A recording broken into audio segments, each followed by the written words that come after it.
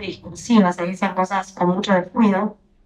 Y a 140 años de la ley 1420 decidimos reunirnos todos los sectores de la comunidad que formamos parte de la educación para debatir, pensar y reflexionar sobre la actualidad de la educación, los desafíos que tenemos en este nuevo siglo y el futuro que queremos construir.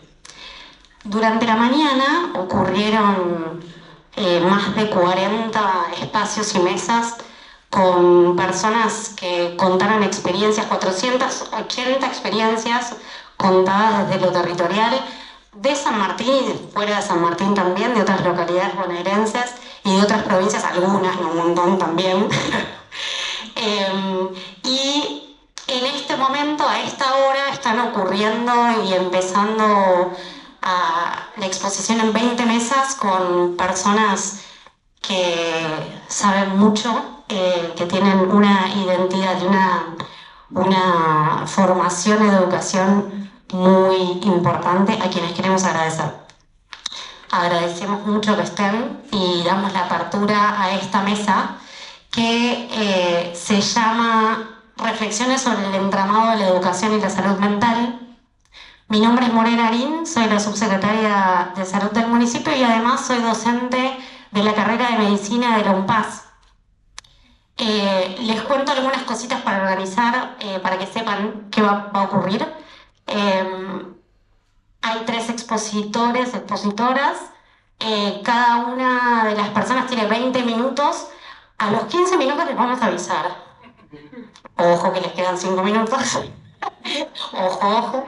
Después vamos a compartirles una pregunta que nos parece que va seguramente a impulsar el próximo encuentro, el próximo congreso, que tiene que ver con los desafíos que ustedes visibilizan o entienden para la educación en el próximo tiempo. Y las conferencias todas están siendo grabadas, así que después pueden visitar, cuando termine se lo voy a repetir, pero lo van a poder repetir, poder ver en el streaming del municipio a partir de mañana. Para que nos vaya mejor en esta exposición y que podamos aprovechar más, les pedimos si pueden poner en modo silencio sus celulares, modo avión. No tenemos inhibidores, así que... y bueno, después, por supuesto, mantener el clima de respeto y cuidado para poder hacer que sea más provechoso. Posiblemente, si vamos bien con el tiempo, podamos abrir un espacio de preguntas. Nos acompañan hoy 3 expositores. Macarena Pérez Suárez, ahora voy a escribir, Julieta Carnes y Gerardo Prol. Vamos a empezar con Macarena. Macarena es la directora de salud mental de nuestro municipio. Médica recibida en la UBA. Hay mucho UBA en esta mesa, les quiero decir. Bueno. Ejerció como psiquiatra infanto juvenil en el Hospital Nacional Bonaparte y en el subzonal Eduardo Oller.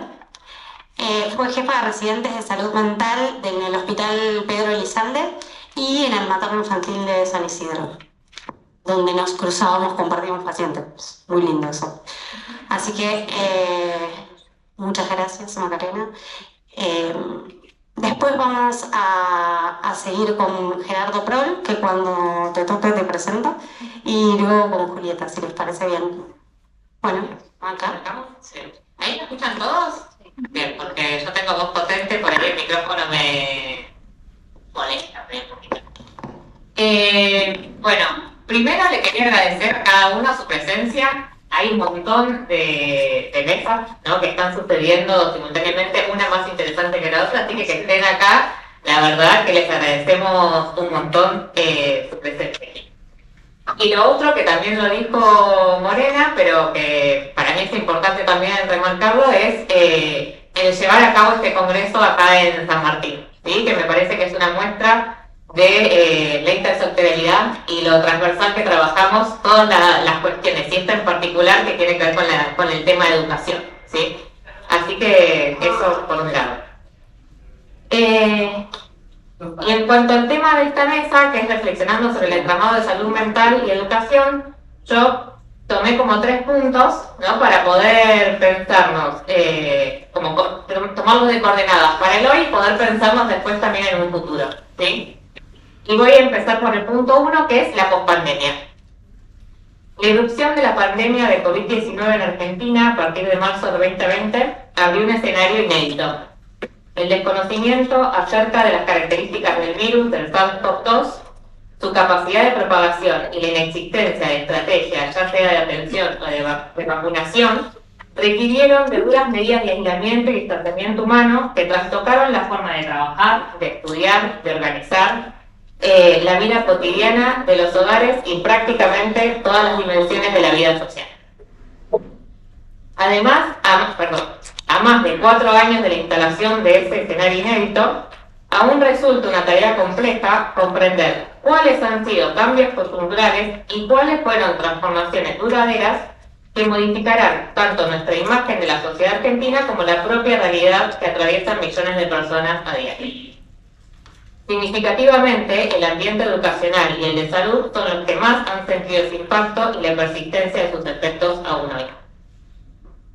Resulta importante considerar que, aunque el atravesamiento por la pandemia ha sido global, las vivencias en relación con ella fueron y son singulares, así como los tiempos de cada persona o grupo o comunidad para elaborar las condiciones adversas. Tener en cuenta estas singularidades, conocerlas, pensarlas, analizarlas, con el recaudo de no llevar a cabo generalizaciones de a todos o a todas nos pasó lo mismo, o de establecer enunciados patologizantes, todas o todos los estudiantes están deprimidos o deprimidos, y reconocer la diversidad de formas de sufrimiento humano es parte de las tareas y formas en las que se puede acompañar a los estudiantes desde la escuela. En San Martín entendemos la educación como una de las principales herramientas de transformación social porque brinda oportunidades de crecimiento y de desarrollo integral. Y paso a nombrar 3 ejemplos del trabajo intersectorial entre educación y salud que surgieron en este periodo de pospandemia. El primero de ellos tiene que ver con las mesas educativas. Una iniciativa conjunta con el sistema educativo, la UNSAM, las organizaciones sociales y otros actores locales, a través de las cuales se crearon 14 mesas educativas locales que forman una amplia red de colaboración articulada, permitiendo unir y coordinar esfuerzos para asistir, incentivar y facilitar el contacto de los y los vecinos con el sistema educativo en cada barrio, poniendo especial énfasis en quienes se encuentran en situaciones de vulnerabilidad socioeducativa. El segundo ejemplo es el programa Pericrecer, un programa local de salud visual articulado por la Fundación Nano y llevado adelante a través de las escuelas públicas de la ciudad para evaluar la condición visual de las y los estudiantes de primero y sexto año. En este programa se detectan las alteraciones visuales de cada niño y cada niña y se hace entrega de lentes graduados para la corrección oportuna. Y el tercer ejemplo es el programa Hola. A través de este programa se brindan espacios de conversación e intercambio a las familias de niñas y niños de nivel inicial, donde junto a un equipo de profesionales compartimos y pensamos prácticas de estimulación en la apropiación del lenguaje.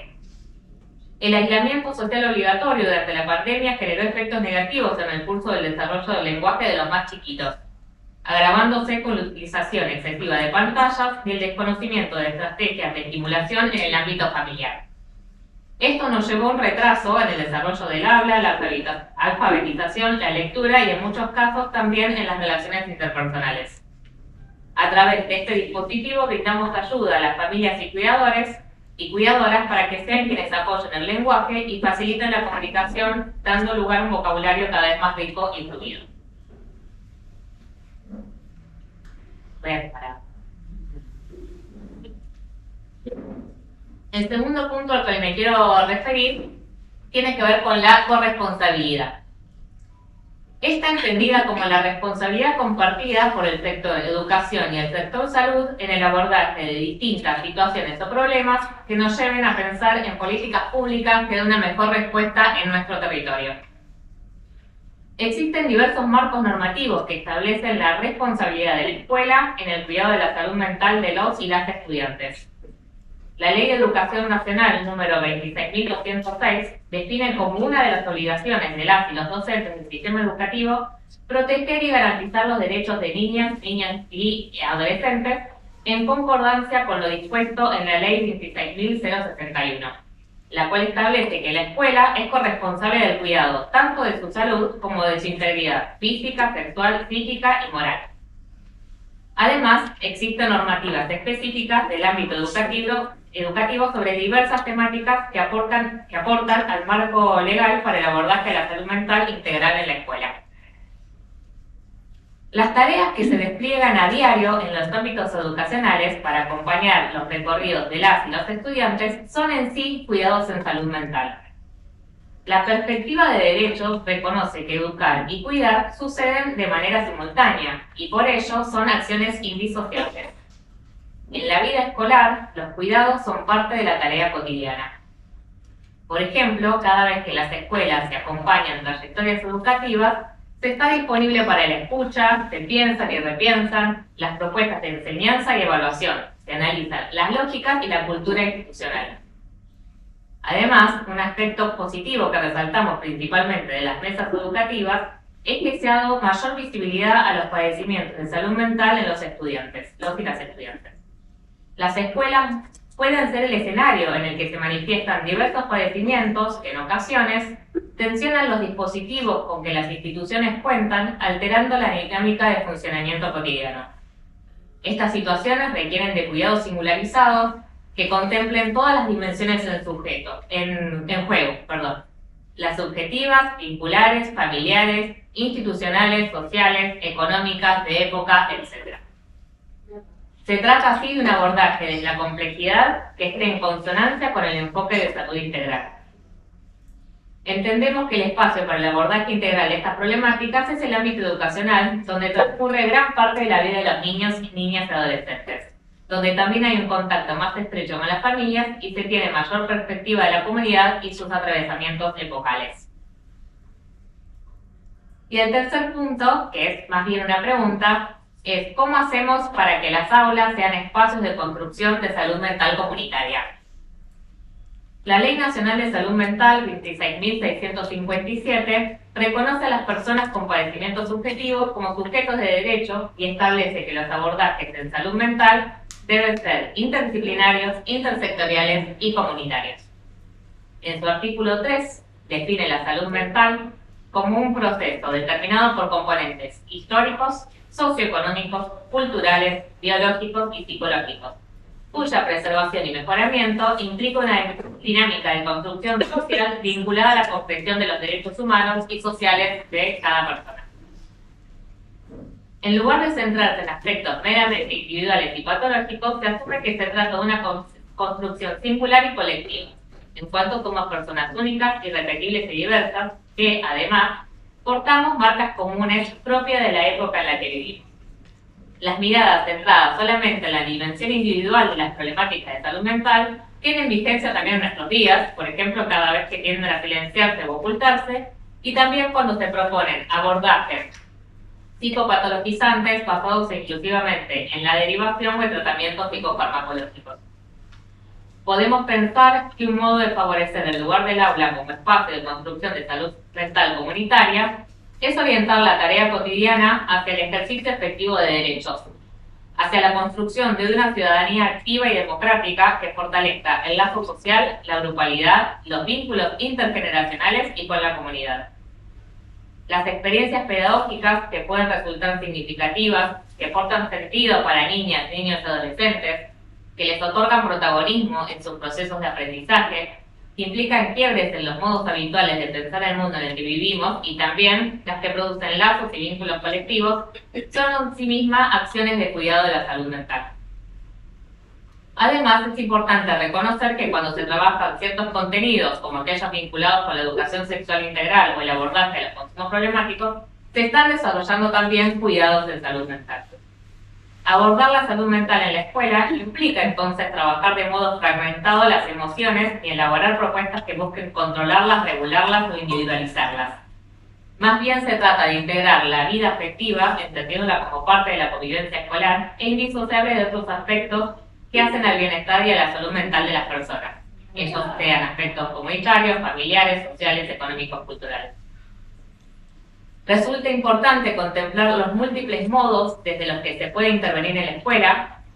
Puede ser el abordaje singular, la reflexión sobre prácticas institucionales, las propuestas de enseñanza, el trabajo con otros actores comunitarios y diversificar las propuestas en función de los propósitos y las situaciones que acontecen.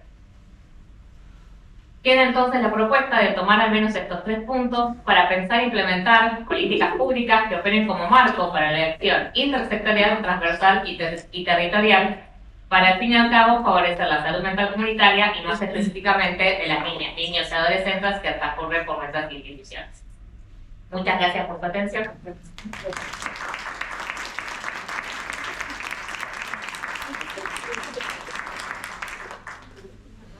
Gracias, Marta. La pregunta es, yo no tengo tu voz potente, así que la pregunta es, ¿qué desafíos ves para la educación hoy? Bien. Yo creo que, me lo anoté porque no quería después decir cualquier cosa.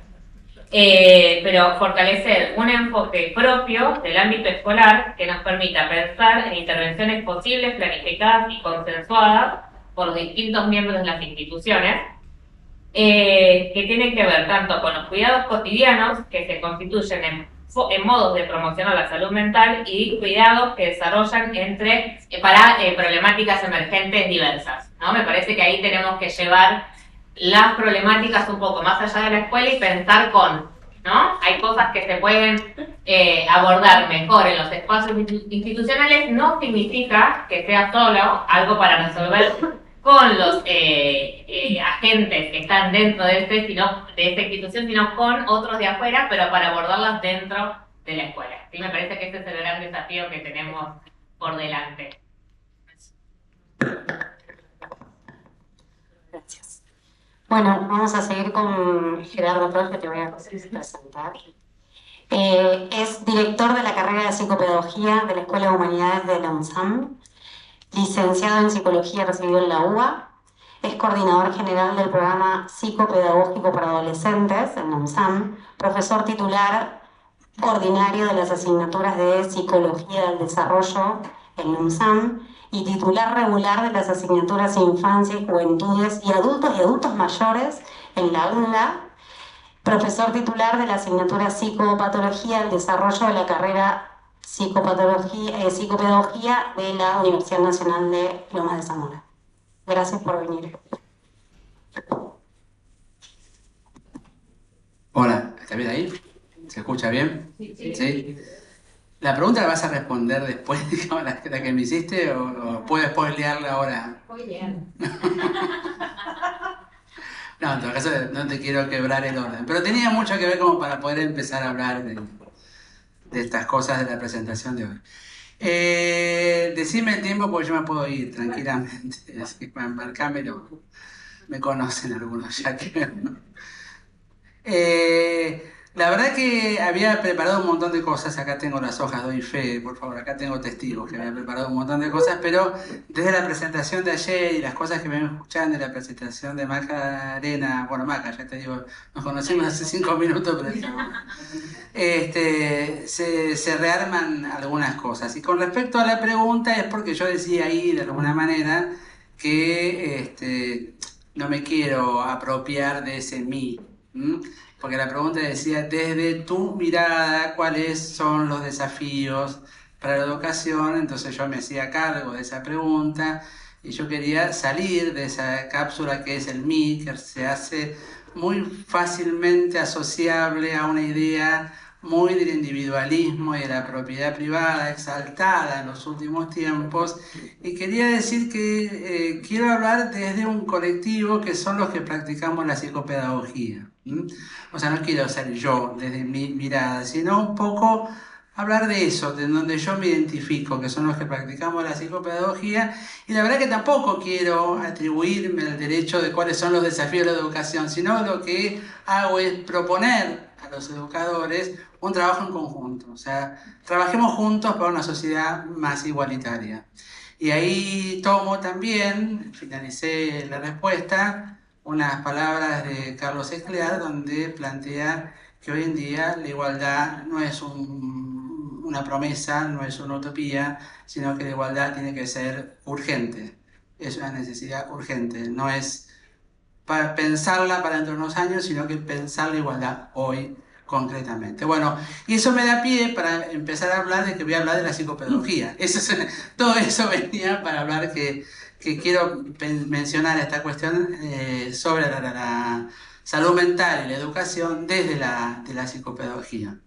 También había puesto un nombre a la intervención que obviamente también puede ser que se vaya cambiando, pero en realidad el nombre que le había puesto era los sufrimientos en el aprender adolescente. Y voy a retomar un poco el nombre, si bien puedo dispararme con algunas otras cosas, que a su vez también, escuchando algunos comentarios, hablar desde la universidad es hablar desde un lugar de producción de conocimientos.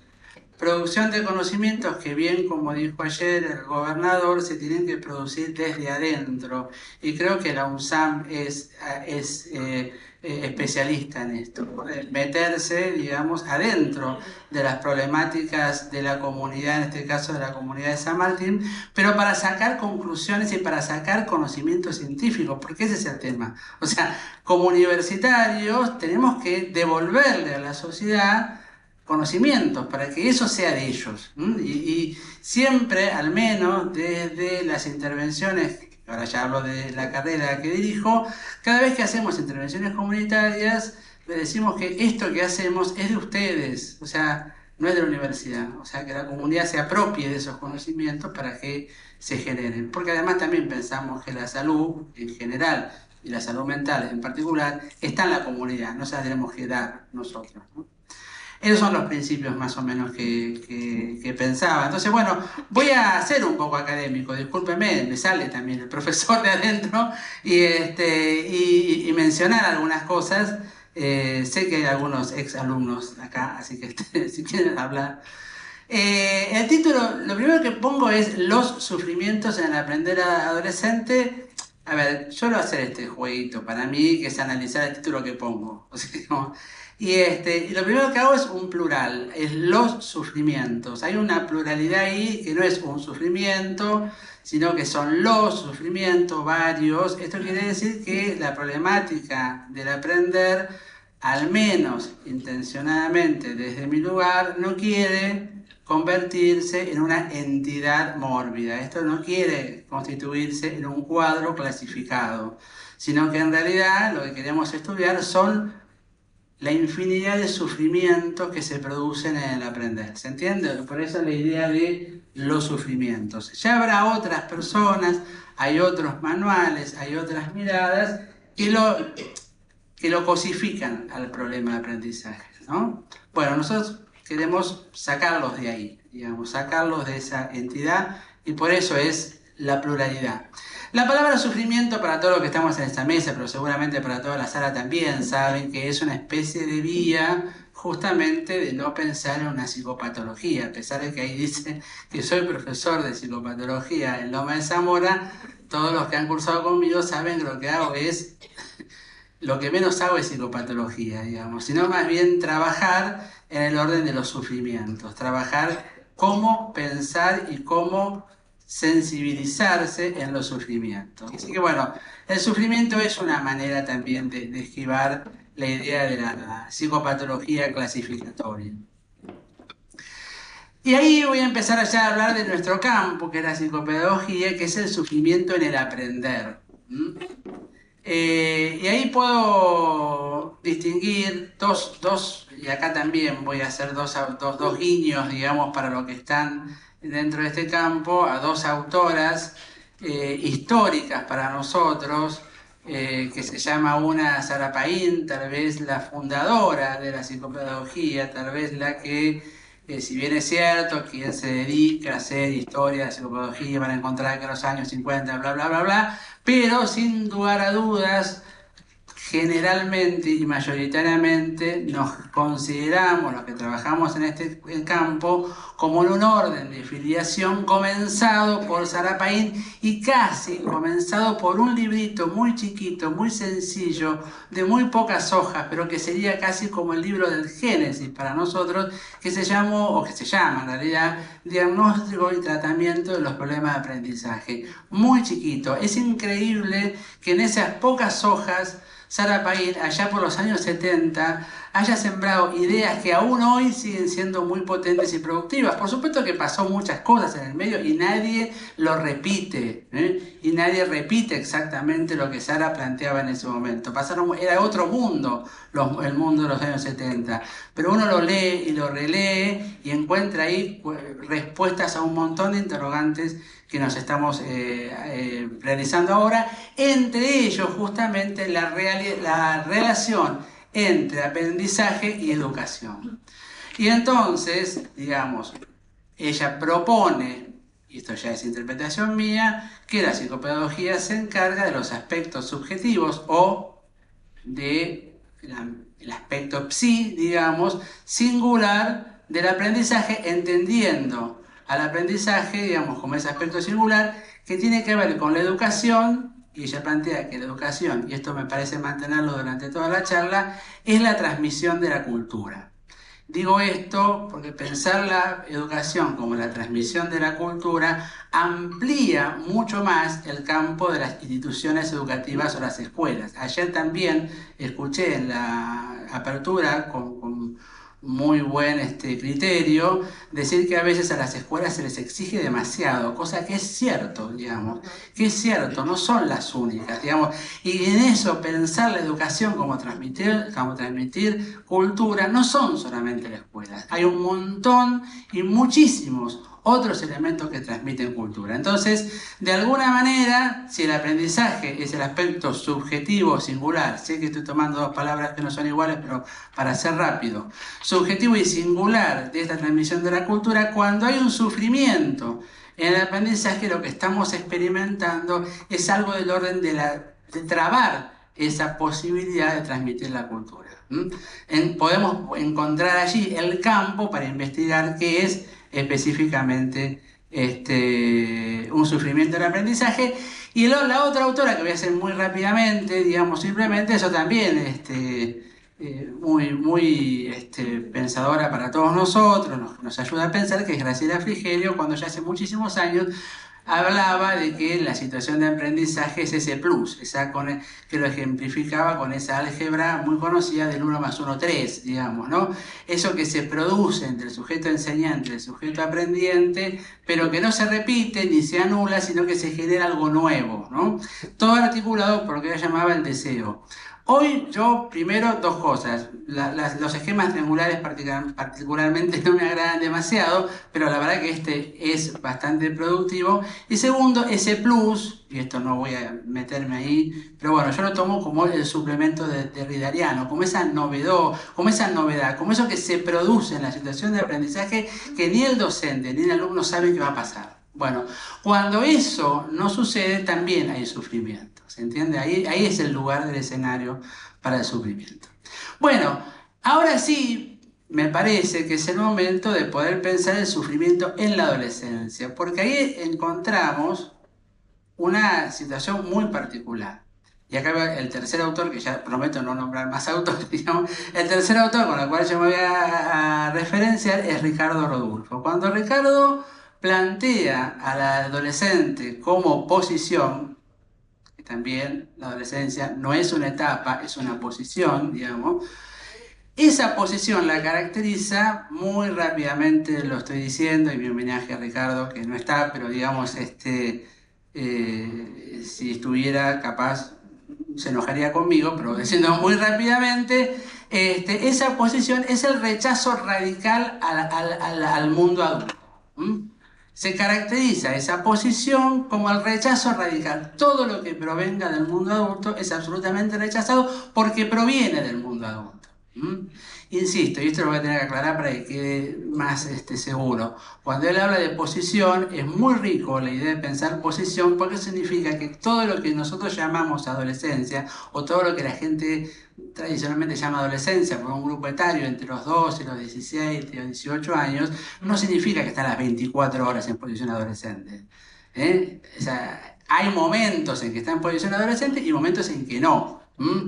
Y por otro lado también la idea de posición es una cosa muy rica porque lo que también significa que estando en cualquier edad se pueden también asumir posiciones adolescentes sin que esto implique ningún grado de anormalidad, de no tener madurez. Al contrario, Ricardo en un texto muy interesante dice, ojalá todos los adultos podamos tener momentos de posición adolescente para no enajenarnos, digamos, y no quedar absolutamente dominados por el discurso que aparece allí. Bueno, entonces, el problema del aprendizaje en la adolescencia, cuando tenemos que la característica esencial del adolescente es rechazar todo lo que venga del mundo adulto y por lo tanto rechazar precisamente la transmisión de la cultura, porque se corta, nada de lo que provenga, digamos, como herencia lo voy a aceptar y por lo tanto nada lo voy a proyectar para adelante, tenemos un serio problema. Entonces, ¿qué hacemos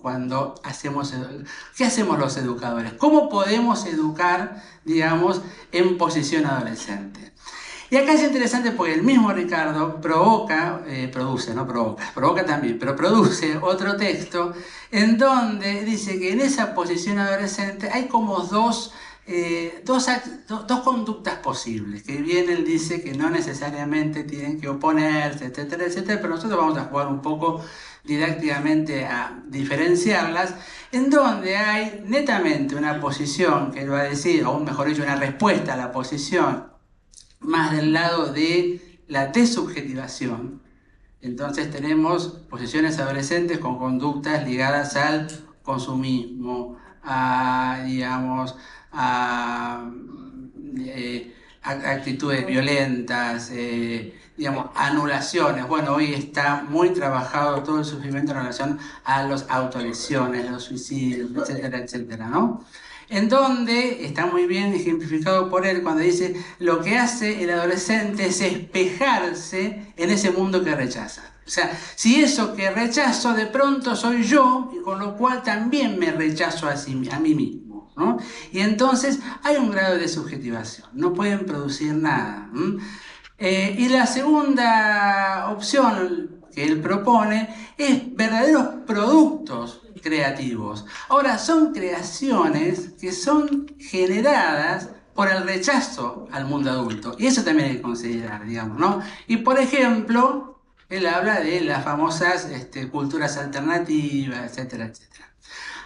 Esto brinda la posibilidad que los adolescentes sí pueden generar transmisión de la cultura, lo que pasa es que no la ven en ese momento, pero son huellas subjetivantes que en un futuro pueden ser retomadas y vueltas a trabajar. Por ejemplo, también lo hace en otros textos. En la década del 60 o 50, justamente la generación de posguerra, toda esa generación que bien podía caracterizarse como uno de los inicios antropológicos de la adolescencia, toda la música aparecía como una música que estaba hecha en oposición a todo lo anterior. De hecho, capaz hasta por mi propia generación, yo tengo arriba de 60, digamos, había como una cultura del autodidacta, digamos. Nadie iba a estudiar guitarra, porque era un traidor el que estudiaba guitarra. Nadie se consideraba heredero de nadie. Yo soy autodidacta, yo no le debo nada a nadie. Ahora, es innegable que esos productos musicales generaron huella y que generaron cultura, ¿se entiende? A pesar de que se hicieron en posición adolescente, ¿se entiende? O sea, digamos, lo que se produce en posición adolescente, en principio para el adolescente pareciera ser solamente hechos de oposición. Sin embargo, son verdaderos anclajes de subjetivación. Ahora bien, y es acá más o menos voy a plantear otro tema para ser rápido, es ¿qué hace entonces el mundo adulto con esto? ¿Cómo se posiciona el mundo adulto con esto? Bueno, justamente para generar o no de alguna manera, condiciones de transmisión de la cultura. Y muchas veces es un mundo adulto que no ayuda a que se produzcan efectivamente estos hechos culturales, esta producción, sino más bien se genera un mundo adulto desesperanzado, sin futuro, ¿no? Tercera palabra del Congreso, digamos, que nos convoca, en donde, por ejemplo, un mundo adulto que se la pasa diciéndole a los adolescentes, viví ahora porque después esto es desastroso, digamos, ¿no? Obviamente, ¿qué adolescente quiere vivir con ese proyecto de futuro, ¿no? Un mundo adulto que, también como se repetía ayer, ante cualquier dificultad, pensamos, bueno, el mundo cambió, es esto. Perdemos nuestra identidad, perdemos nuestra historia. Perdón, hay dos hechos, y esto me meto un poco acá en camisa de once varas, pero 2 minutos, comento estos dos hechos, comento el jefe y te prometo que dejo. Uno es, uno es locamente cuando se propuso sacar los próceres de los billetes, locamente, sacar nuestros próceres y poner animales, como si esto estuviera opuesto, como si defender nuestra fauna, defender la naturaleza, estuviera en contra de defender nuestra historia, totalmente loco, y ni hablar de las posiciones negacionistas de la actualidad. Entonces digo, cuando el mundo adulto rompe, digamos, con la historia, rompe con la transmisión de la cultura, y es muy difícil que el adolescente tenga en dónde no espejarse, en dónde extraer algo para poder producir como subjetividad. Perdón, ya está, termine.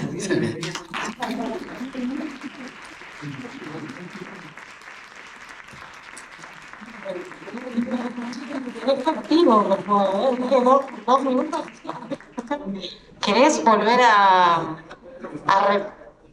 ¿Anda mal? Sí. ¿Ah, sí?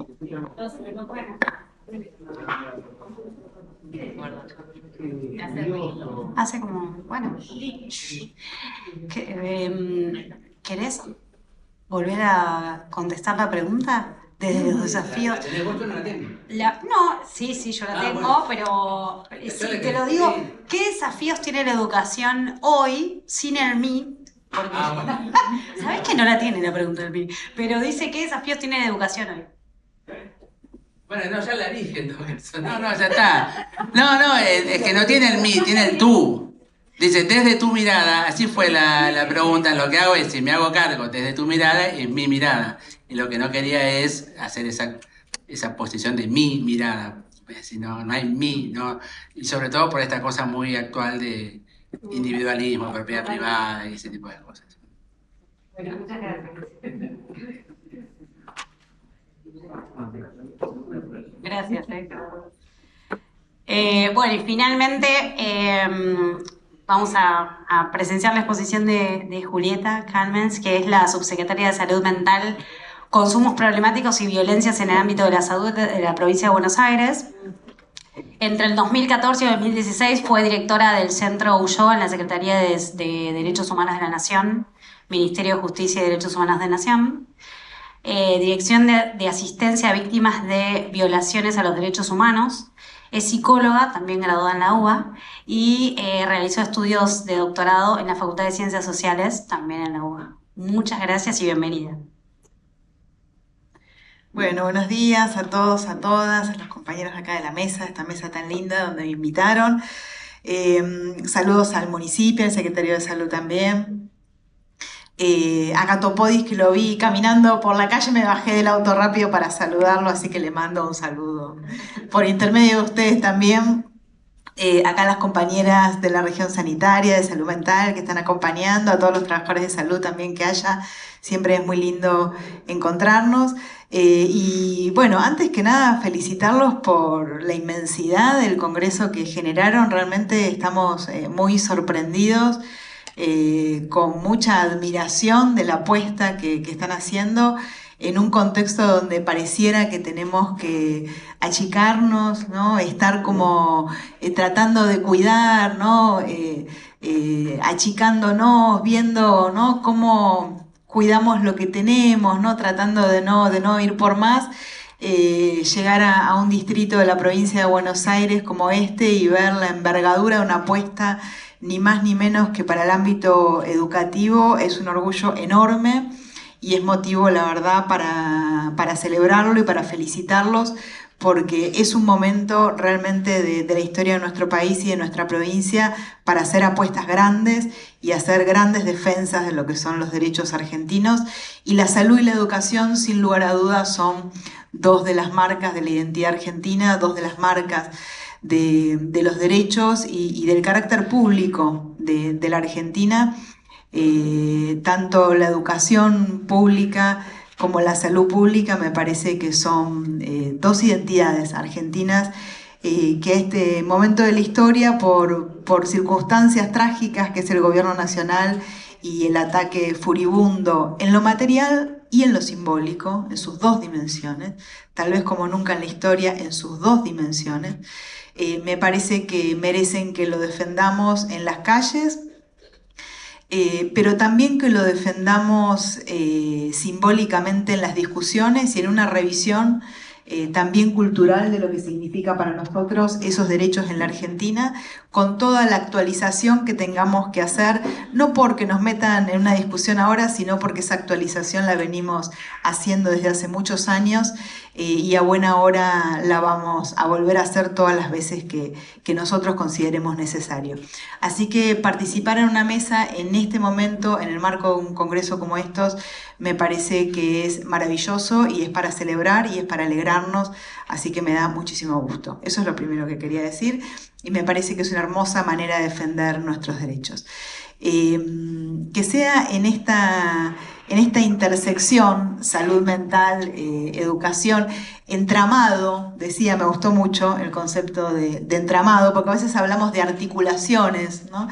Venimos pensando algunos hace mucho tiempo cómo llamamos a esas relaciones, articulaciones, ¿no? Entramado me pareció una idea que nos acerca un poco más a la manera en la que tal vez tengamos que empezar a pensar los vínculos. En salud mental se habló y hablamos y acordamos mucho en un concepto que es la interdisciplina, que está planteado en términos normativos, está planteado en términos conceptuales, cómo salimos de las baldosas estrechas de las disciplinas en las que nos formamos en nuestras universidades, en este caso en la Universidad de Buenos Aires. Creo que la formación en las universidades nacionales de nuestra provincia de Buenos Aires tal vez permitan hacer un salto a la formación de la Universidad de Buenos Aires, pero la interdisciplina ya nos plantea, bueno, hacer alguna transversalidad un poco más virtuosa de las disciplinas de origen. Después, algunas leyes un poco más contemporáneas nos plantearon la idea de la intersectorialidad, es decir, que para el abordaje de algunos problemas complejos ya no solo no alcanza con la relación entre las disciplinas, sino que tenemos que pensar además entre los sectores del ámbito social en el que nos vinculamos, entonces la relación entre distintos campos de saber y distintas áreas de gobierno. Se plantea también desde la mirada de la gestión de los gobiernos, lo interministerial, las comisiones interministeriales. Algunos ya plantean interagencias como algo un poco más elevado, pero muchas veces sospechamos si con eso nos alcanza para lo que consideramos que tenemos que hacer ante la complejidad de los problemas contemporáneos de nuestras sociedades, de nuestro pueblo. Porque muchas veces también intuimos que formamos parte de muchas mesas, de muchos ámbitos, en el que nos reunimos distintas autoridades, ¿no? A nivel de gobierno, en los distintos niveles en los que formamos parte. A veces sospechamos si con eso nos alcanza o si a la vez no hay que hacer algún trabajo también más cultural y más simbólico de descentrarnos de nuestras propias prácticas, de nuestras propias miradas, para también construir dispositivos novedosos para abordar los problemas novedosos y complejos que las sociedades contemporáneas nos están planteando y los cuales vemos que muchas veces los dispositivos que tenemos no alcanzan.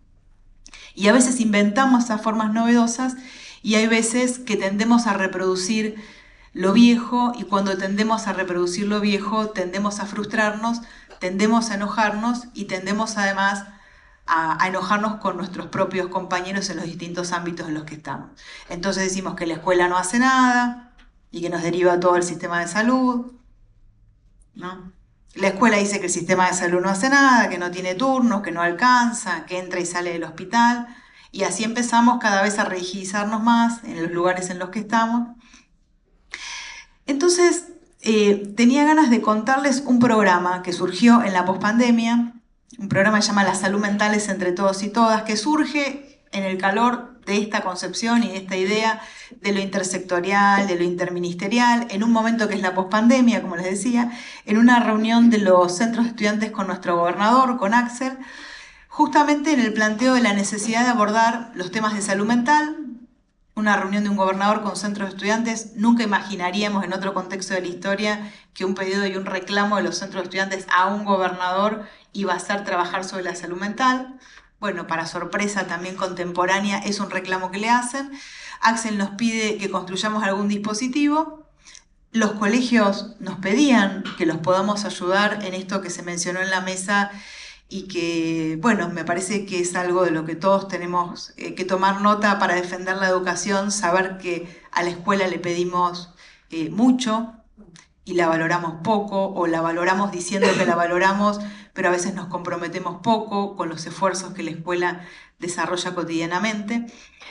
Entonces empezamos un trabajo que costó mucho, que nos costó mucho a todos, que nos costó mucho al sistema de salud y que costó mucho al sistema educativo, porque somos dos grandes instituciones con lógicas muy rígidas, ¿no? Con muchísimos años de organización muy vertical, ambas instituciones, con autoridades y sistemas muy jerárquicos, con lenguajes, con formas de funcionamiento, con maneras interpretativas acerca de lo que hacemos. Nosotros damos tratamientos, tenemos diagnósticos, más o menos nos revisamos en esas lógicas, los que venimos de salud mental un poco más, los que somos psicólogos un poquito más, pero más o menos organizamos nuestra tarea de una manera.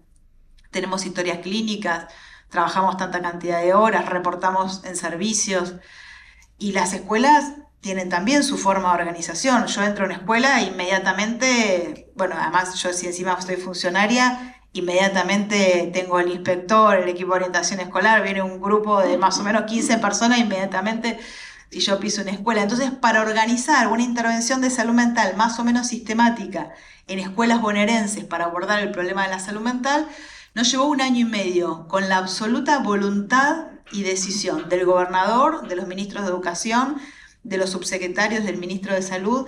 ¿Por qué? Porque había que inventar un dispositivo capaz de trabajar la salud mental al interior de los colegios, que no sea ni estrictamente de educación, no era una materia educativa, no era una actividad educativa, ni tampoco era estrictamente de salud. No era un tratamiento, no era una intervención sanitaria, no era una evaluación escolar, no era ni educación ni era de salud. Era exactamente ese intersticio que pudiera en el territorio educativo, porque los chicos no iban a venir al territorio de salud, ¿no? En el territorio educativo, en ese particular, excepcional y maravilloso ámbito que es la educación, que no tiene ningún otro territorio de la vida bonaerense, en ese territorio que es el educativo, que no solo es el aula y el tiempo, sino un ámbito de pertenencia de los alumnos y de transferencia de confianza de los adultos sobre sus hijos, en ese ámbito y en esas condiciones que tiene la educación y que hay que defender y cuidar también, poder construir condiciones de confianza desde los equipos de salud para que se pudiera producir lo que nosotros proponíamos, que era un espacio de conversación acerca de cómo estaban los chicos en el contexto de la pospandemia. Y nosotros tuvimos que hacer también un trabajo de deconstrucción, porque ¿qué era hacer un trabajo grupal de conversación acerca de la pospandemia que no implicara hacer tratamientos o hacer derivaciones? Que por supuesto las derivaciones también se iban a hacer en caso de ser necesario. Inmediatamente la preocupación es que iban a llover pedidos de derivación, ¿no? Y que entonces si íbamos a estar en condiciones de poder hacer eso y después absorber la cantidad de derivaciones que iba a haber. También era la preocupación de la escuela, si no íbamos a abrir una especie de caja de Pandora de miles de pedidos de derivación. Nuestra hipótesis es que eso ya estaba sucediendo, que si había necesidades de atención, eso ya estaba sucediendo y no estaba siendo atendido. Bueno, trabajamos alrededor de 1 año y medio para poder construir esas condiciones en reuniones periódicas, en intentos, desintentos, idas y vueltas, hasta que podemos comenzar a trabajar. Y así se formalizó ese programa que se llama La Salud Mental es entre todos y todas. Son talleres que se desarrollan en escuelas bonaerenses. En este momento ya pasaron más de 80.000 chicos por los talleres y nos permitió trabajar con un enorme aprendizaje para nosotros como sistema de salud en la construcción de prácticas de cuidado, de escucha, y nos permitió poder acceder a la producción de discursos de los chicos, de expresión de sus propias preocupaciones en modos que jamás hubieran sido posibles de ser escuchados desde el sistema de salud. Por lo menos en el modo y en la magnitud en la que pudieron ser producidos en el ámbito educativo. ¿De qué hablaban los chicos? Básicamente hablaban de dos asuntos, que eran sus fuentes de sufrimiento. Por lo menos de una manera en que pudiéramos sintetizarlos de modo de ser compartidos, ¿no? No es que todos hablaban de eso, pero ¿cuáles eran los dos temas más recurrentes y más generales de los que hablaban los chicos? Del sufrimiento que les producían las violencias en todas sus formas, las violencias interpersonales entre ellos.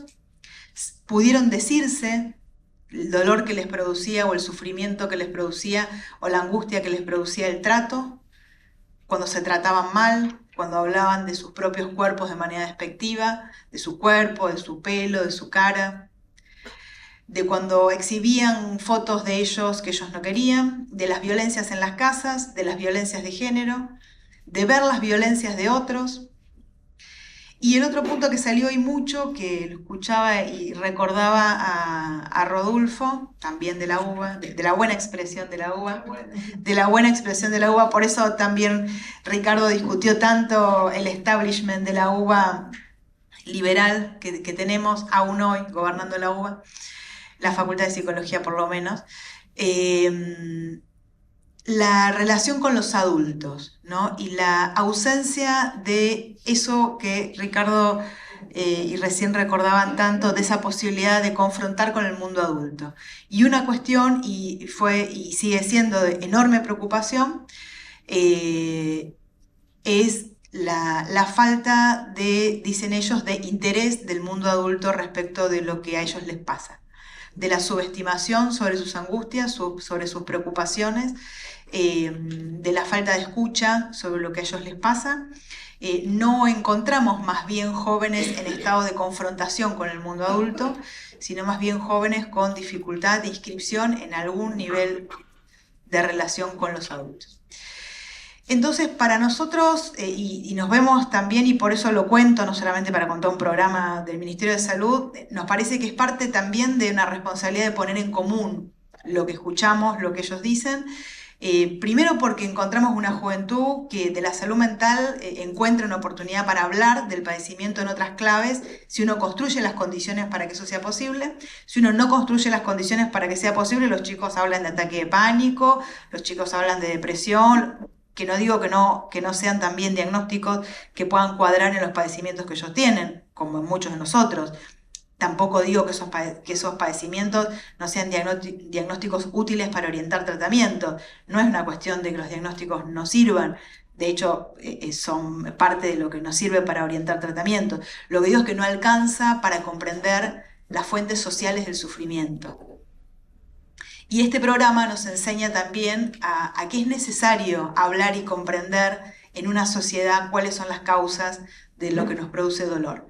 Y que para la concepción que tenemos nosotros de la salud, además de reorganizar un sistema sanitario capaz de producir mayor acceso y de mejor calidad a los tratamientos, a las internaciones, a los tratamientos de salud, a ampliar los espacios para internación, a producir mayor acceso a la medicación, a generar más ámbitos para tratar los consumos problemáticos, a terminar de cerrar los manicomios como venimos en proceso, a ampliar los programas de vinculación con las infancias. También la construcción de procesos de salud en ámbitos no sanitarios nos permite poder comprender fenómenos de estas características que hacen que podamos entender la salud mental contemporánea, ese fenómeno del que ya toda la sociedad habla, como en ningún momento de la historia, hablamos todos acerca de la salud mental.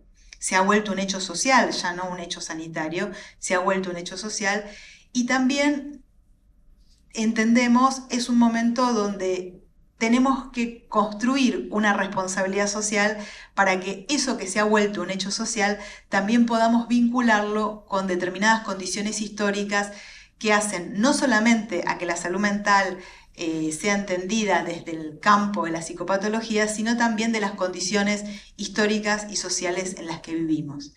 Entonces, que los jóvenes hablen de las violencias nos vuelve a poner en el centro de la escena social la necesidad de trabajar en nuestras propias organizaciones sociales, en nuestra lucha contra las formas de la violencia, no solamente las de género, ¿no? Sino también en cómo avanzamos hacia una sociedad que limite las formas de las violencias en un momento donde la violencia comienza a ser exaltada en las maneras en las que también el gobierno nacional y todos los fenómenos políticos estamos viendo, están liberando también las formas de la violencia social. Y para terminar, que creo que me están poniendo cara, no me mandan mensajito, pero me están poniendo carita de ya no te falta nada, de pocos minutos.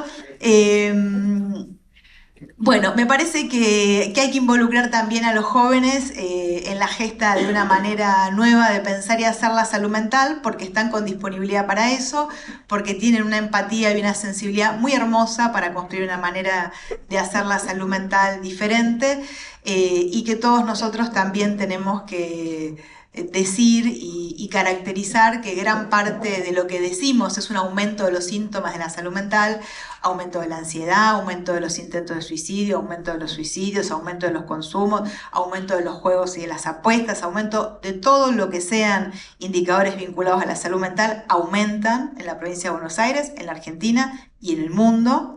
Aumentan las internaciones por motivo de salud mental en la provincia, por eso no es solo que estamos lejos de garantizar por completo el acceso a la salud, sino que habiendo ampliado en mucho todos los servicios de salud mental en la provincia, seguimos todavía estando lejos porque todos los años aumenta la demanda. Para tomar solamente el indicador de internaciones por motivos de salud mental, entre el año 2022 y el año 2023 aumentó un 30% las internaciones por motivos de salud mental en la provincia, y este año imaginamos que eso va a aumentar más. Tenemos que poder decir que hay una carga de sufrimiento social que estamos viviendo que tiene que ver con las condiciones económicas de vida. Y no se va a resolver eso con servicios de salud, sino con volver a recuperar un Estado nacional que garantice los derechos básicos. Y eso me parece que también hay que ponerlo en la cuenta de lo que tenemos que construir como un cambio social para Argentina y para la provincia de Buenos Aires, y que cuando hablemos de salud mental podamos comprender y decir que eso es también lo que nos está pasando, porque si no, además de sufrir, vamos a pensar que es todo explicable por la psicopatología individual, y eso no solo no se va a resolver, sino que además va a incrementar más sufrimiento en las personas. Bueno, muchas gracias y felicitaciones.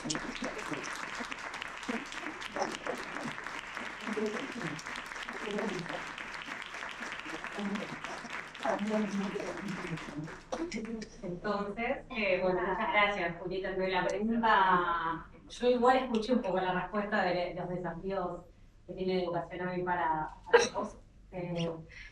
Y para mí dos cosas. Una es la igualdad. Sigo pensando que la educación argentina, la lucha por la igualdad, dice un psicoanalista argentino que solo la diferencia se ve en condiciones de igualdad. Solo la diferencia verdadera, la posta a posta, la diferencia humana, que es la más linda de todas, se ve cuando hay igualdad social. Y la educación argentina es un gran promotor de la igualdad social. Y la otra es la gratuidad de la educación argentina. Creo que nunca en la vida dejemos que nos saquen eso.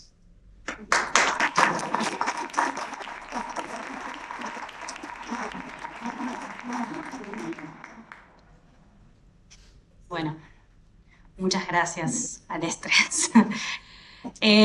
Bueno, yo tomé algunas notas, a ver si también, ¿qué les parece a las personas? Si coincidimos un poco. Antes quería decir que esta mesa, que se llama Reflexiones sobre el entramado de salud y educación, forma parte del eje número 2 de los 3 que atraviesan este congreso, que ahora los voy a nombrar, que es el eje 2 en el que estamos en este momento, se llama Caminos Posibles, Estrategias para la Inclusión y el Aprendizaje Efectivo. Yo cuando leí efectivo también pensé en afectivo, ¿no? Los otros ejes son la educación como tejido comunitario y diálogos entre educación y trabajo. Estos 3 ejes fueron hoy presentados en distintas mesas en trabajos desde lo territorial, y también la invitación de expositores y expositoras como ustedes para dar cuenta de estos ejes. Bueno, ahí a mí me resuenan varias cosas que dijeron en común. No sé si es visible o lo escuchamos lo mismo todas y todos, pero hablaron mucho de las oportunidades. Salió la pandemia un montón. Y de la pandemia en términos de oportunidades para nuevos desafíos. Vos, Julieta, hablabas de esto de los dispositivos novedosos, ¿no? Para pensar el abordaje de problemas o complejidades nuevas, aprovechando el espacio educativo como este espacio tan presente en la vida de niñas, niños y adolescentes, y con la posibilidad que eso genera también al sistema de salud como intentando ahí acercarse, eso que decías vos, bueno, no se iban a acercar al sistema de salud, y es verdad, se acercan desde otro lugar. Y también uní un poco lo de los dispositivos novedosos con lo de tomar la voz de las y los jóvenes para también pensar esos dispositivos. Maca hablaba de la corresponsabilidad, que también es un gran desafío por esta cuestión que también es esto de, bueno, de qué nos toca y cómo encontrar eso, y ahí la palabra entramado tiene un fundamento muy grande. En San Martín las mesas educativas nos dan bastante esa posibilidad de sentarnos a pensar en forma conjunta, algo que veníamos haciendo con algunas voluntades personales, pero se convirtió en una política local, municipal, y eso tiene una potencia mucho mayor. Y también pensar la educación no solamente en los espacios formales educativos, sino en los informales, en las organizaciones, digamos, nos pensamos como comunidad educativa y formamos parte de esa comunidad muchos actores y actrices locales, teniendo en cuenta las singularidades de la comunidad y pensando esas singularidades como potencias, ¿no? Entonces, el hecho de estar en una comunidad, conocerla, formar parte, también nos posiciona en este entramado en un lugar de lujo. Tenemos mucho, es un privilegio muy grande. Después pensaba que la pandemia también nosotros hacemos como Secretaría de Salud el programa de salud escolar. Por ahí no todas las personas que están acá lo conocen, pero es un programa que hace muchos años surgió a nivel nacional y que se traduce se replica en los territorios, y agregamos en la pandemia durante 2 años a 3er grado. Ese programa está pensado para 1er y 6º grado, y nosotros incorporamos a 3º, porque entendíamos que había infancias que habían iniciado su escolaridad en la pandemia, entonces así nos aseguramos de poder verles, ¿no? Hacer un primer encuentro.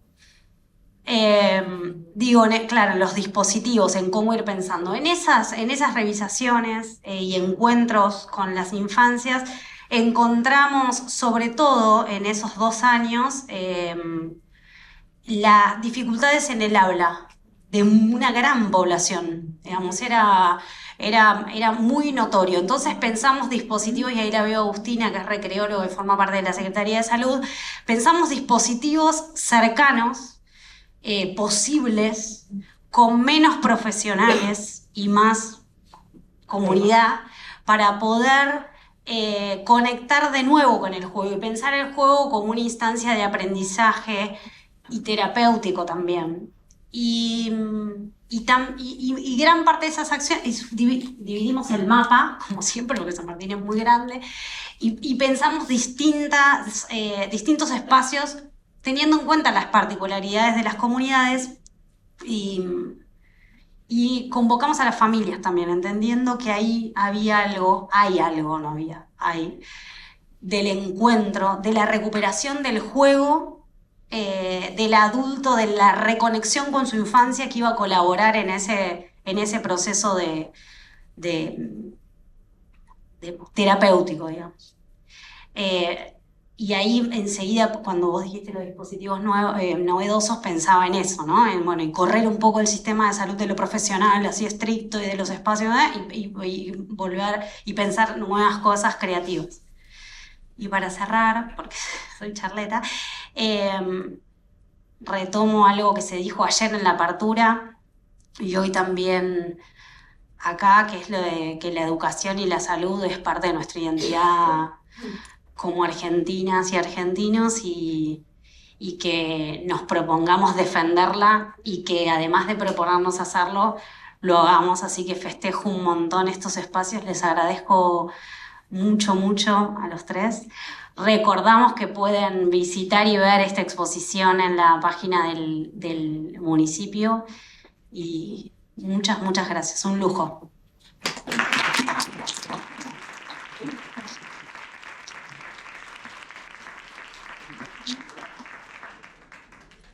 Si tienen ganas, podemos hacer un espacio muy pequeño de preguntas, muy pequeño porque tengo que ser muy estricta. A ver. ¿Se pueden hacer dos invitadas? Bueno, la primera es con respecto al orador masculino, que habló de que hay unas tendencias que se inclinan, tienden más por la cosificación, cuando viene o sea, vos agregaste que no cosificar. Bueno, un poco acá, o sea, específicamente aquí nos referimos cuando calificamos de esa manera. Si es posible, ¿cuáles son esas tendencias y en qué consisten? La otra pregunta que en general, como para el resto, quizás sea un poco alarmista, no pretendo eso, pero hay algunos cantos de sirena, como se hizo mucho hincapié en el tema de la pandemia. Hay algunos cantos de sirena que hablan de que hay instrumentado de acá a comienzos de 2025 una especie de nueva reformulación de pandemia que se empieza a ver a través ahora de lo que se denomina la pandemia del mono, signo, etcétera, etcétera. Pero la idea es, digamos, agrandarla a una forma tal donde se retome un panorama de vuelta restrictivo, comunicaciones, padecimientos. Si la experiencia pasada, aporta para tener una escalada preventiva en cuanto a muy inconvenientes, consecuencias, horrores y errores.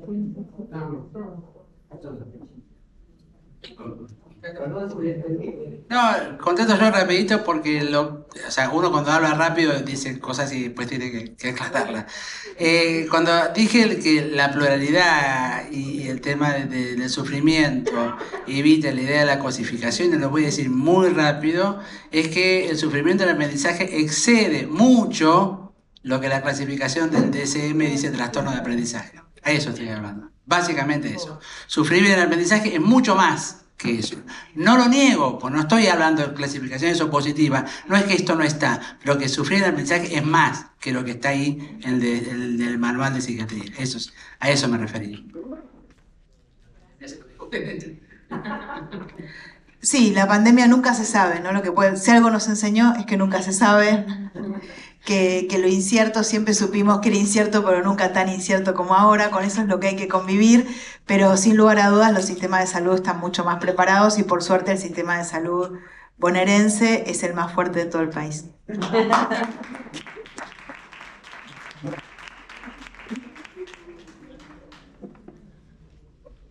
Vamos. Gracias a nuestro gobernador.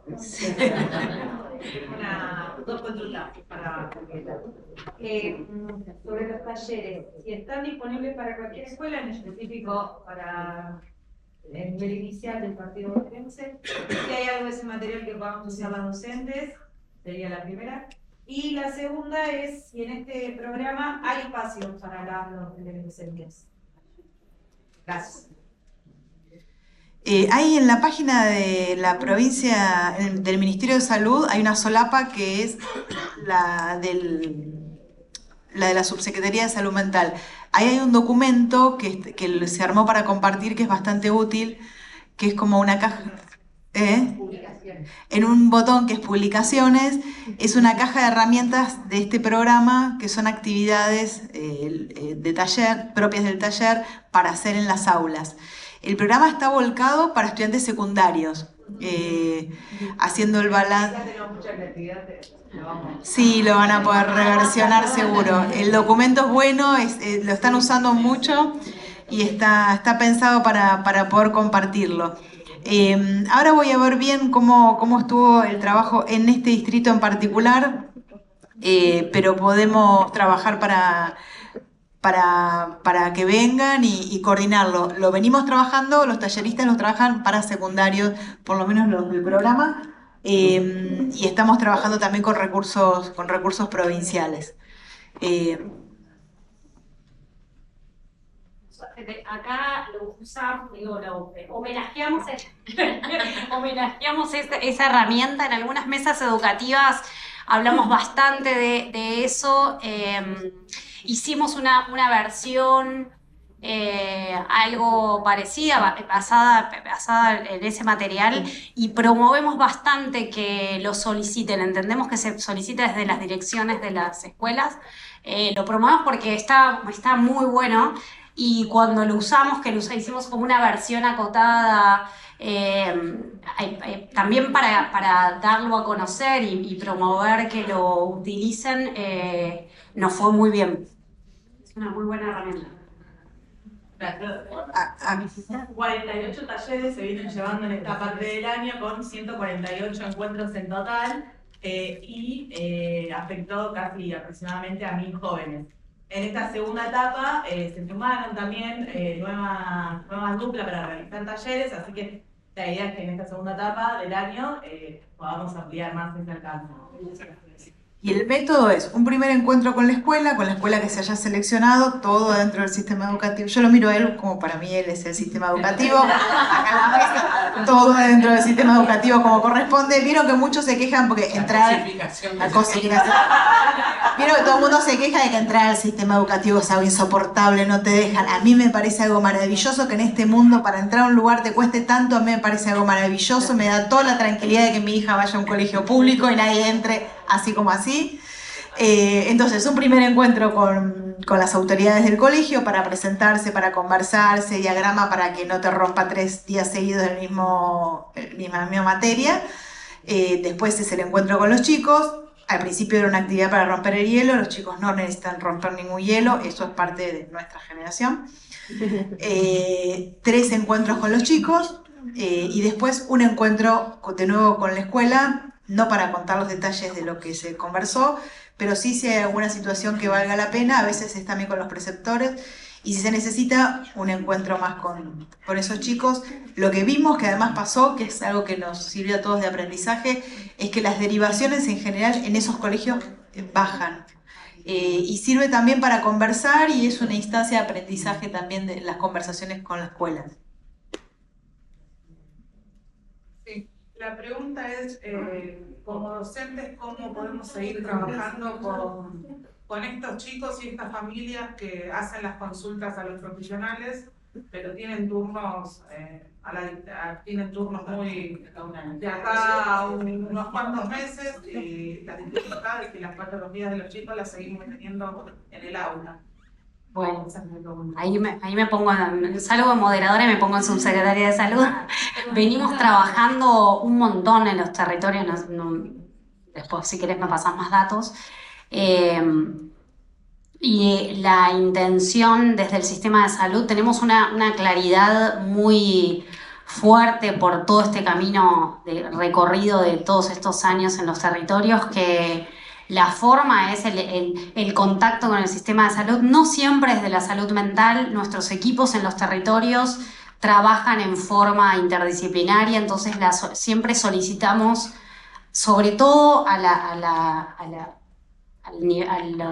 área educativa, que el contacto sea con una médico o médico que atienda la edad, que puede ser pediatría o puede ser medicina general.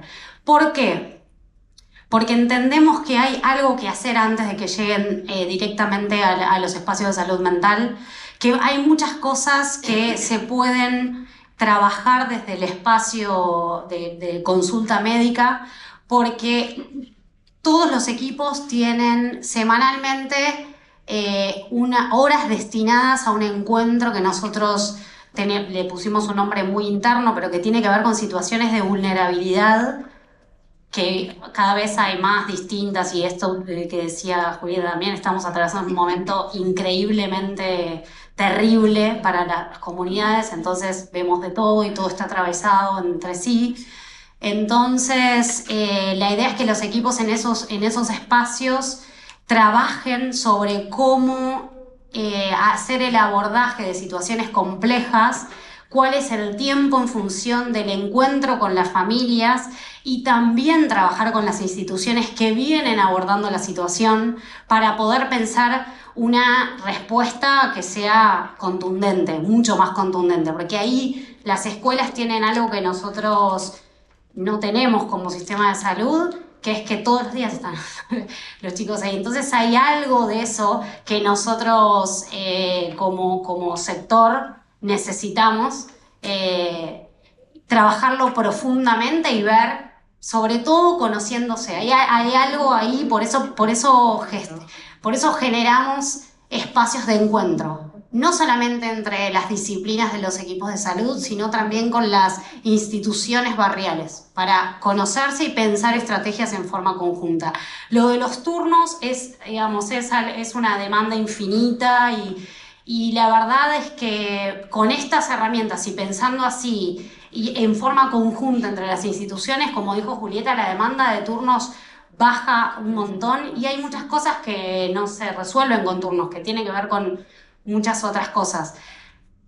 Y ustedes tienen una mirada que es muy importante, entonces la comunicación de eso, más allá del turno, vemos muchas veces con un papel que dice turno, turno, turno, y en realidad lo más rico es que trabajemos en forma conjunta para que ese turno se transforme en algo que es, le pasa esto, la dinámica familiar que yo veo es esto, bueno, ese trabajo que es un poco lo que decía de la corresponsabilidad, nos complementamos. Es un tema muy importante que estamos conversando, muy importante, porque ustedes tienen mucha necesidad, el sistema de salud está y va a estar cada vez más saturado, porque el sistema de la seguridad social y la medicina prepaga cada vez va a cubrir menos todo. Ya está pasando el 30% más de aumento en las guardias, y porque tenemos que poder discriminar qué es lo que no puede esperar y qué es lo que puede esperar y de qué manera va a esperar.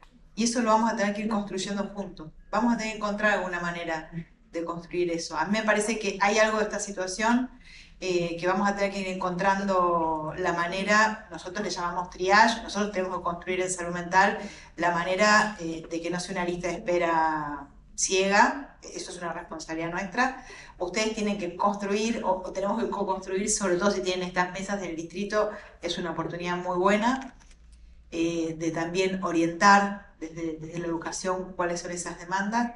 Y después creo que más allá de la crisis hay un asunto muy importante que se cruza con un fenómeno de las infancias, que tiene que ver con el paradigma que plantea la Convención de los Derechos de las Personas con Discapacidad, que es lo que se llama apoyos o sistemas de apoyos, que es que hay niños que van a necesitar acompañamientos en los procesos de aprendizaje, acompañamientos para el proceso de aprendizaje, sea o no patología. Incluso hay mucha discusión, ahora algunos le llaman neurodiversidad, algunas cuestiones que aparecen en las edades tempranas.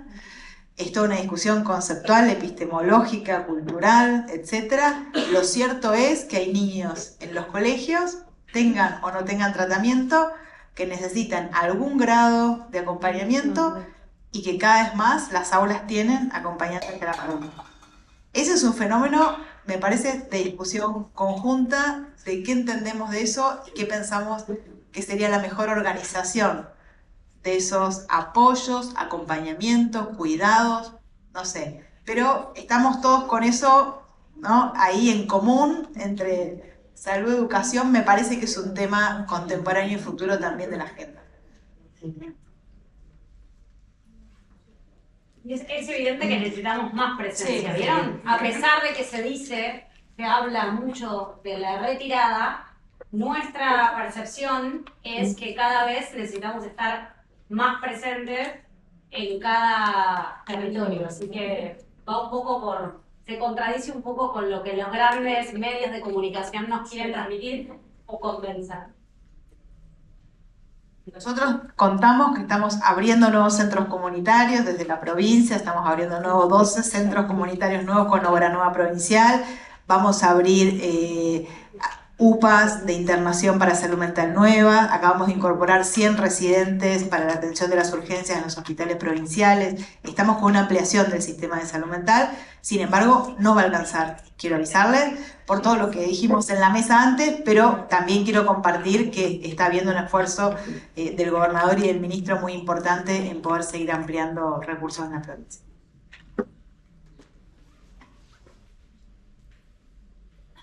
¿Alguien más quiere compartirnos algo, preguntarnos?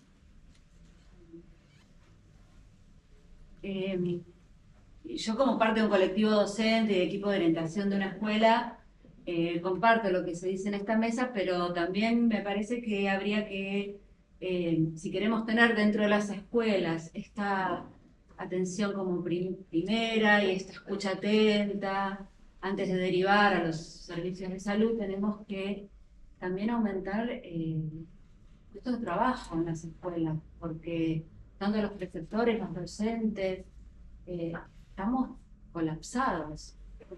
Entonces, mientras seamos los que somos dentro de las instituciones escolares, es muy difícil que podamos tener esto que planteamos, ¿no? Esta mirada primera antes de derivar un turno, o poder escuchar, o dar cuenta, o articular algunos programas. Me parece que ahí también se le pide mucho a la escuela.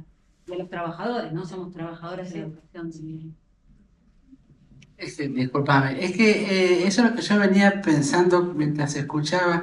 El malestar es un malestar en común. O sea, en todo caso, después habrá singularidades que dan cuenta de ese malestar. Pero digo, sobre todo los docentes. O sea, la verdad, siempre yo me acuerdo, hoy hablaban de la pandemia y recuerdo, yo te sentía en los primeros momentos de aislamiento un grado de heroísmo en los docentes, de haber sacado las escuelas, digamos, y haber seguido funcionando de una manera realmente heroica, pero que nunca se las reconoció, nunca se reconoció a los docentes ese trabajo. Yo estaba emocionado en ese momento pensando, uy, cuando esto termine, realmente, y cuando esto terminó, fueron menospreciados, les juro, casi como los héroes de Malvinas cuando vinieron, que no dieron ni 5 de bolilla, y todo lo que han hecho durante ese tiempo.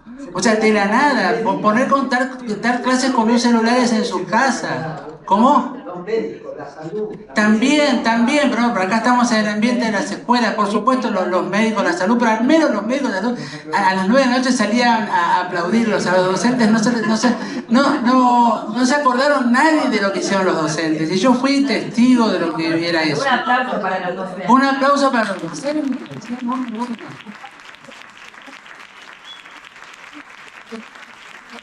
Entonces, lo que yo quería rescatar a partir de la intervención acá de la compañera, que realmente estamos en malestar y obviamente los chicos manifiestan esto. Lo que sí, y justamente el reconocimiento de este malestar en común, no sé cómo se me ocurre, acá aporto a veces, pero tal vez la palabra derivar hay que empezar como a diluirlo un poco, ¿no? Porque si no suena, estos son problemas, se lo paso allá, cuando realmente un pibe que no aprende es un problema nuestro, un pibe de la escuela, del barrio, de la comunidad, de la cultura, en todo, aunque no los conozcamos, es un pibe que no aprende, es un pibe que nos joroba a todos, digamos, es un dolor para todos. Bueno, eso es realmente empezar a cambiar ese tipo de cosas. Recién por lo bajo le decía a Julieta, si hubo menos derivaciones, porque los pibes están mejor, o sea, sencillamente no es que hicimos mejores diagnósticos, están mejor cuando empezamos a hablar, cuando nos damos cabida, cuando nos empezamos a escuchar, todos vamos a estar mejor. El docente sabe a quién puede llamar si el chico puede volver a ponerse mal. Totalmente, perdón. Ayer el gobernador decía en la apertura a nosotros no nos sobra nadie. Sé quienes estuvieron, pero decía, no nos sobra nadie, no nos sobran docentes, no nos sobran, en un momento donde se hable de ajuste, de acortar, él decía que va de la mano de lo que dice nuestro intendente. No, nos falta gente, nos falta. Entonces, pensémonos desde ese lugar y que ese lugar también nos pone en el lugar de defender nuestra identidad. Así que tenemos que pasar, por suerte. Bueno, si alguien más quiere, si no cerramos, agradecemos mucho que hayan elegido esta mesa dentro de toda la oferta que hay. Muchas gracias.